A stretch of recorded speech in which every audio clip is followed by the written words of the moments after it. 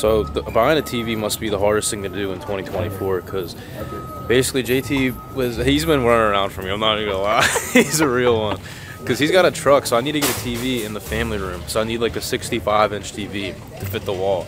And I ordered one off Target and I was like, yo, can you go pick it up? He goes to try and pick it up. It's sold out, right? Even though it said they had one available when I bought it and they let me buy it. Refund my card. They're like, oh, we have this one at this location. So I'm like, all right, put in another order. He goes to go get it. And they're like, oh, it's gonna need 2 hours to get ready. And by that time we'll be closed. You have to come tomorrow. So he's trying to get them to take my credit card info over the phone, all that. They won't do it. So then he leaves in the morning. It's the morning now. Like I woke up at 8 a.m. I usually don't do that. And he goes to that one. They say, oh, it's sold out. I'm like, they literally let me buy it. It's supposed to let you reserve it when you buy it. So then now we're at another, this is the one. Same Target. Yeah. But I had to come so that I can use my card in person. So I guess Samsung TVs just don't exist anymore. Oh yeah, here too. So now I gotta get a hit-on-ass TV. So, but what a process. Early too. I stopped by the little Starbucks lady though at the apartment complex. Got my little double shot. Oh nice. Bro, their coffee there is banging. Is it? It was like a strawberry mocha latte I had. What the? Chocolate covered strawberry latte that she made, and it's free. It's all free. What? And it was the best latte You just I've stopped had. by and you just say, make me that? Yeah, she'll make anything. It's insane. Bro, no one's helping us. Help! I think we're chilling. What are they gonna, I mean, it's my TV, I'm buying it. I'm buying it. We're gonna call the cops on us. Looks like we're robbing this thing. Oh yeah, cooking. Come on now. We got one. Finally. Against all odds, brother. Took only about 3-4 hours of work, you know, now, total. the question is it gonna fit on your wall? Yeah. I forgot to mention that. So I measured my wall with that, like the Apple app, and it said 69 inches. And this is 70-inch TV. So the math don't really math, but I am gonna get a mount. It just might be the whole wall, just TV. So I don't know. I wanted it to be nice. I wanted a Samsung, so they only had a 70-inch in the Samsung. But we gotta get going because JT's got a flight. All right, y'all. Gotta go to the gym, bro. This freaking radar detector is so loud. Shut up, please. Gotta go to Core 24, get a workout in.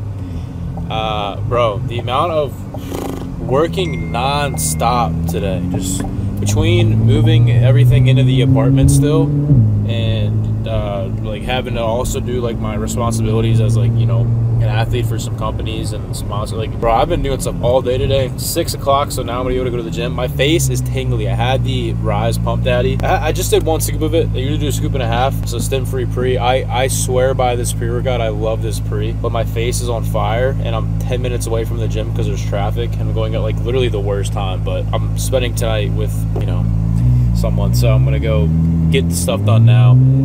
We got a Lions Den podcast out today. If you haven't went, go check that, bro. I really want to dial in on the Lions Den's channel because, like, I don't know, I feel like there's so much we could speak on that. And then also too, I'm working on this coaching thing where basically we're building a pretty cool, like, tight-knit inner circle community for basically physical health, spiritual health, and financial health. So if you want to be part of that, I'll have the link down below in the description. We're working. I actually, a big part of the day was me working on that stuff. So doing that, but going to the gym now. We're going to do arms today. So I'm gonna walk y'all through a absolutely wicked arm pump. So we're gonna do some unorthodox methods here. Just to switch it up, make it more fun. The gym I'm going to is Core. So the thing is, Core is stupid, dumbass loud all the time. So it's a stupid loud, like just obnoxiously loud. So I don't know how I'm gonna be able to talk in there, so I'll have to do it on like a mic'd up thing. But in the other gym, Fitness Factory's got, oh shit, it's a cop. Has no music, and the vibes are like really odd. I don't know. Basically, I want to start my own gym out here, bro. Like there's a hole, and I might fly out to Texas this weekend purely just to talk to a person that could help me potentially run it with me. So I feel like opening a gym here would be so sick. Making a dope ass community, like adding like a cafe onto it where people can do like Bible studies. I want to have a spot where you can do worship events, like almost as, you know, have a community aspect to it. Because I always say, bro, it's deeper than just lifting weights. This whole social media shit is always deeper than just lifting weights. So this gym is way too deep right now. I'm looking in it. There's just no way. There's no way I could train in that. I'm going to the hotel, not the I keep saying hotel. I'm going back home to the apartment gym. That gym is just way too crowded. I mean, I shouldn't have came at this 6:30, bro, every single machine looked like it was taken up in there. And for me, like filming on a tripod right now, I can't do it, especially like a new gym. Because like, again, I'm not complaining with this because I love when people come up and like say hi to me, but I'm trying to just be in and out. And I know if I go in there, because it's so deep, and new gym people come up, they want to introduce themselves to me and whatever, which isn't bad. I'm not complaining. Don't get me the wrong way on that. It's just that it will make my workout twice as long, and I just don't have that right now. So I'm leaving. At least I got to take the vet out for a few seconds. I don't know, my excuse to get out the crib, because I've literally been in the apartment all day. My face is on fire. Oh my lord. Luckily 7-minute drive back. Realistically, I'll get in the apartment complex gym in like 12-15 minutes, so I guess we'll just train arms there and just kill it. Alright, so today we're gonna be doing a bodyweight dumbbell only arm workout. Working out in my home gym a long time growing up. All I did was dumbbells and body weight. Before I had like cables and stuff in the gym, which didn't start until 2020. So I'd say I built a lot of my physique off of just free weight and calisthenics. So I started off with the pull-ups, as you saw. I did four or five sets. First 2 sets I did not go to failure. The last 3 I did. Usually the first 2 I stopped at 2 or 3 reps shy of failure, so I could kind of have more in the tank for the other sets. Did a few different variations in the bar. Did some wide grip pull-up, some chin up, narrow grip, switching it up for every set, making it more fun. In the apartment complex gym, I have to blast these so that I can talk on the camera, so you guys can hear me, but I know other people can hear me too, but it just makes me feel better about talking in the gym. So now we're doing tries. Starting off, love this movement. Incline dumbbell skull crusher. So biggest thing here, keep your elbows in as much as possible. Squeeze through your pinky. Stretch and squeeze, simple. Working on the long head, the back part of your try. So we can do that. We're doing 3 sets. Rep range, I don't know. I like to stay under 10, like 8 to 10.